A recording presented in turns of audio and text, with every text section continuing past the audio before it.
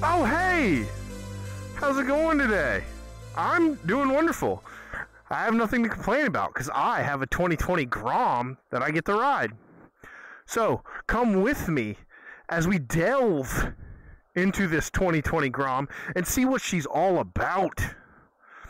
Maybe we'll be pleasantly surprised. We'll see how she compares to my personal Z125 and check out all the modifications, check out all the specs, go take it for a rip, see how it does.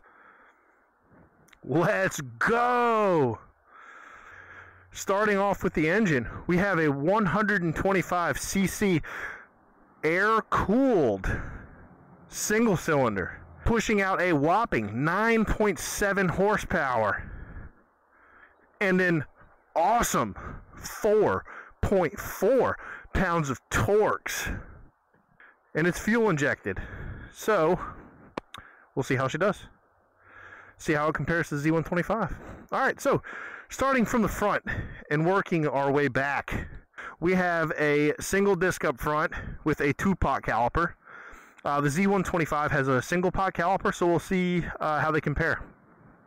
It has inverted forks from the factory, and this gold I think looks pretty cool. It is non-adjustable, as you can see. It has LED lighting, front and rear, all the way around. As far as the tires, it has a 120/70/12 in the front and a 130/70/12 in the rear. We have a 1.45 gallon fuel tank. We have a very, very short 30-inch even seat height. Anybody could ride this thing. It's literally half an inch shorter than a Honda Navi. And obviously a Honda Navi is a lot smaller than this.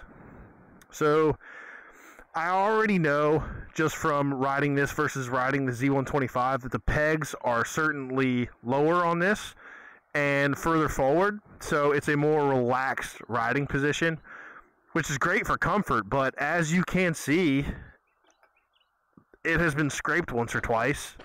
And I am proud to say that one or two of those was me, because I have taken this bike to the track. It was last season, but you can still see the pilling on the tires from when we did that. It was a lot of fun, but this thing scraped every single turn. Like, you had to try very, very hard not to scrape. The exhaust has been put back to stock since then, but it was all scratched up because we were scraping the peg as well as the exhaust. So, as you can see, it has axle sliders on it, a Pro Taper KLX 110 handlebar. It also has one finger clutch perch, and as well as a one finger brake lever, just the lever though. Continuing on the handlebars, we also have Renthal grips, and I love Renthal grips. I think they're wonderful. I think the same grips were on the R3 that I tested not long ago. So I love this color. This blue is fantastic. I actually like it more than my Z125, and you know, that's orange, and everybody knows I'm a huge KTM simp, so that's pretty impressive. We also have TST turn signals, at least in the front, and a fender eliminator back here. While we're on the topic of being back here, obviously it has an MKS stunt cage on it, which also doubles as just crash protection. I mean, I think it looks cool.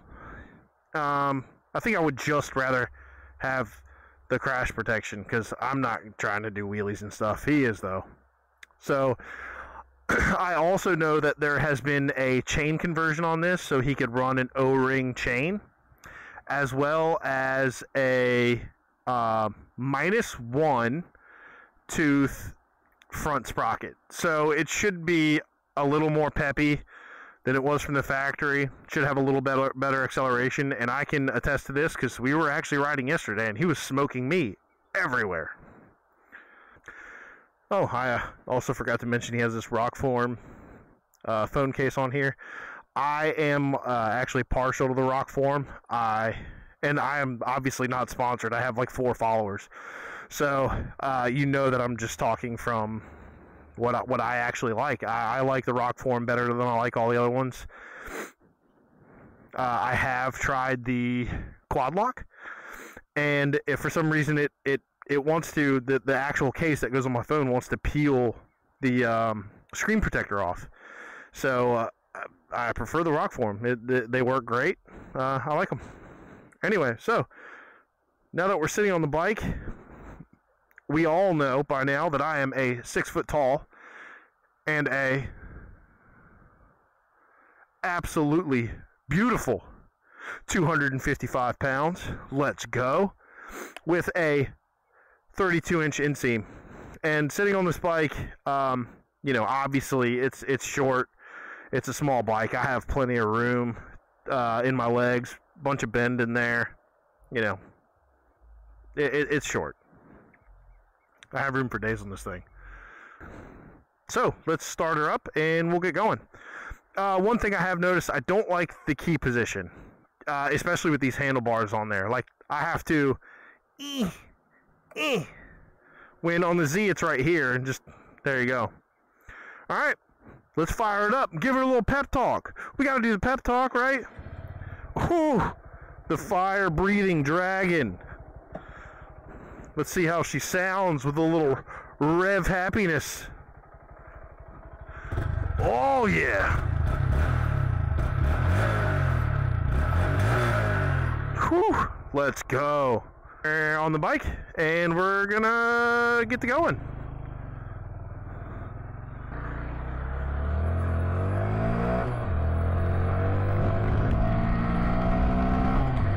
So, straight from the jump, I can tell you 2 things right off. One, this is way more comfortable than my Z125, but I think there's 2 reasons for that. One, these handlebars are crazy comfortable, and 2, this seat is way more comfortable than on the Z125. On the Z125, you're more sitting on top of it. This, you're kind of sitting in it, and you can definitely feel that. I think that, coupled with the pegs being a little lower and a little further forward, and these super comfortable KLX 110 bars on here, makes this a very, very comfortable ride. Like, I could definitely ride this way longer than I could ride the Z125. The second thing that I can tell you for sure is the suspension on here is absolutely terrible. The Z125 suspension is miles ahead of this one from the factory. This is non-adjustable, not even preload adjustable. And me being a big dude as I am, I don't really appreciate that. It's way too soft for me. I sit on this thing and it squats like 7 inches. Obviously, there's not even that much suspension travel, but you understand my point. I also think that this might be a little smoother than the Z. I think the Z is a little more vibrational. Sweet, I'd love to get behind this dude. Oh, I think I'm gonna. Hell yeah, dude. Oh, he turns out. It's a Gixxer though.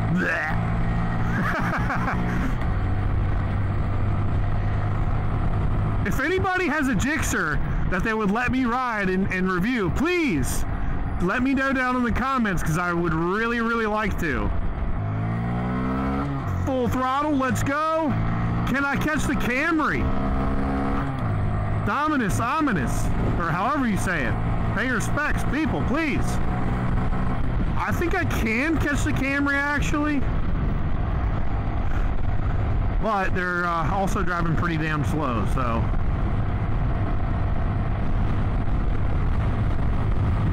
And I know this thing is actually quite good on the twisty section, other than if you lean it too far, you will absolutely scrape very, very quickly, which is where the Z125 shines.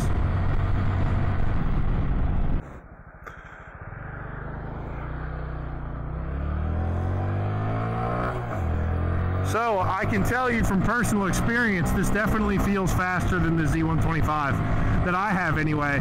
But, you know, my bike is also completely stock. I haven't even touched the gearing of it yet. This one's also way more comfortable. Oh yeah. Oh, look at that. I hit 60 going downhill. Very nice. 63. A speed demon.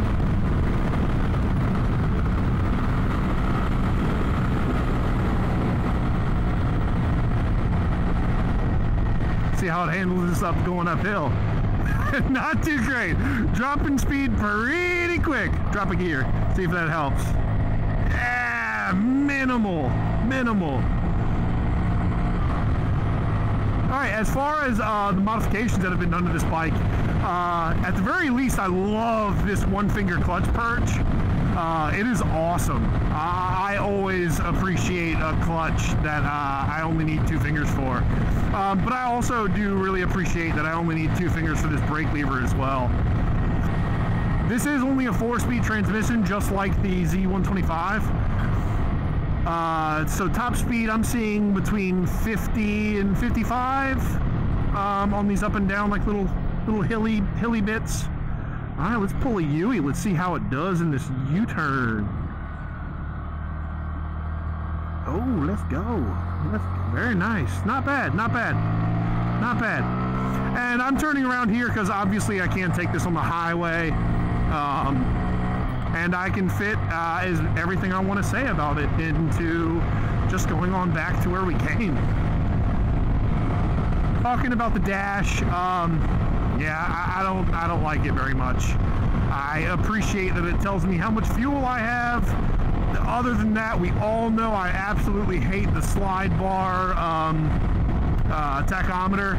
I like the speedometer though. It's nice and big, easy to see. I don't like that it doesn't have a gear indicator where the Z125 does. I prefer a gear indicator, probably because my other bikes haven't had one, and it's just really nice. Like, you don't need it, but it's really nice. Horn works. Ooh, let's go. Ooh, we're going downhill now. Let's see how this feels.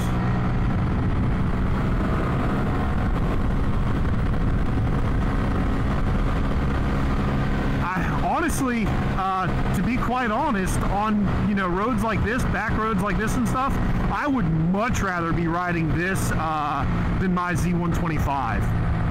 This is way more comfortable. And it seems to just not mind the big, long, twisty, curvy, I would say, roads more than the Z does. The Z feels more twitchy. In the cradle, loving mother, unstable, daddy gone under the table. You found a song in your heart. When you learn how to fight, how to stop, how to